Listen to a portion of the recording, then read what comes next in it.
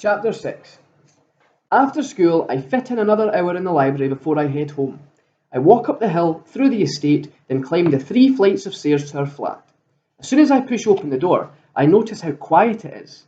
Usually, I'm hit with Mum's Ibiza anthems or a crazy mashup of singing, TV, crying, and barking. But right now, the flat is silent. Perfect! I can practice reading my speech out loud without anyone listening to me. I drop my bag off on the floor and go into the front room. I know the star off by heart, so I clear my throat, focus on Mum's poster of a green Buddha, and say loudly and clearly, "To me, space means freedom." My voice echoes round the flat and sounds so embarrassing and meggish that I immediately forget the next sentence. Panic rushes through me, and suddenly the Buddha's saintly smile looks like a suppressed sneer. Oh, this is ridiculous! If I can't speak in front of a piece of paper, how can I ever expect to speak in front of humans? I take a deep breath. I can do this, but I'll just have something to eat first. Something high energy, like peanut butter on toast.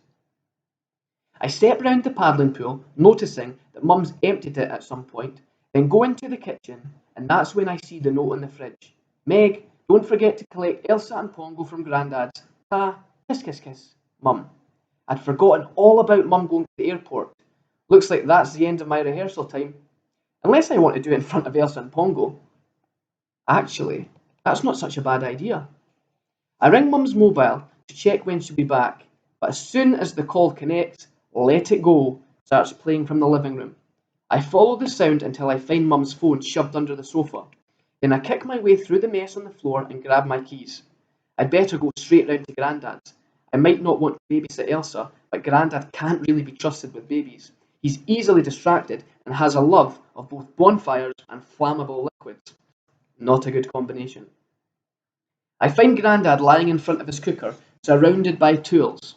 "Hello, love," he says, glancing up. "Come to pick up your sister?" "Yep. What are you doing?" "I'm attaching the cooker to a gas canister," he says, scratching his wild grey hair. "I haven't got any instructions, but I think I can work it out." I pick up the adapter, then sift through the tools in his toolbox until I find the right wrench. "Pass me the hose," I say. Then I crouch next to him and get to work. No way am I sitting on his filthy floor. Grandad lets his chickens wander wherever they like, and Pongo is his only vacuum cleaner. Mum and Grandad are eerily similar in their attitude towards housework. Compared to the flat and Grandad's house, my bedroom is an oasis of cleanliness. As I attach the adapter, Grandad lights one of his roll-ups, then picks up a crossword puzzle. "Looking forward to Saturday?" he asks, catching my eye. "Bit nervous," I say, but I'm trying not to think about it. On Saturday, I'm helping Grandad do a workshop at the Science Centre. He's done them before, and usually I just watch from the audience, but this time I've volunteered to be his assistant.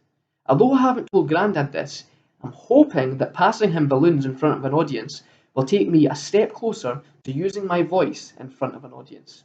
That's the plan, anyway. "You don't need to be nervous," he says. "You'll just be standing at the back and keeping me organised." He nudges me and grins. "You and me, Beg, blowing kids' minds about the cosmos and blowing stuff up. I can't wait." He lets the ash from his cigarette drop on the floor. I stare at the glowing tip of his cigarette and try to imagine me standing in front of all of those kids. Hang on. I'm staring at the glowing tip of a cigarette. "Grandad, tell me you've turned the gas off." "It's fine," he says, waving the smoke over his shoulder. I snatch the cigarette out of his hand and stub it out. "It's not fine." Just then, I hear a shriek from outside. "Is that Elsa?" "Yeah, she's exploring the garden." "Grandad, what? I couldn't keep her in here with me when I was smoking and doing this dangerous job. Anyway, Pongo's looking after her." "Pongo's a dog, and Elsa's, what, 1.5 years old?" "No, wasn't her birthday a couple of months ago?" For a moment, we try to work out exactly how old Elsa is, but we give up when she starts to cry.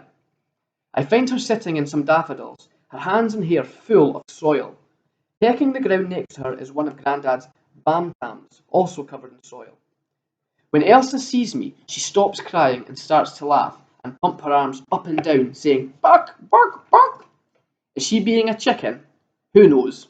I pick her up, holding her away from me, and carry her back to Grandad. "Where's Elsa's pushchair?" I say. "Your mum dropped her off in the car." "Great. Elsa weighs a ton. This is going to be one long walk home. Then I spot Grandad's funky Union Jack shopping trolley. Would I be breaking some sort of baby rule if I put Elsa in there? Actually, I don't care if I break a baby rule. I can't let anyone from school see me with a baby in a shopping trolley.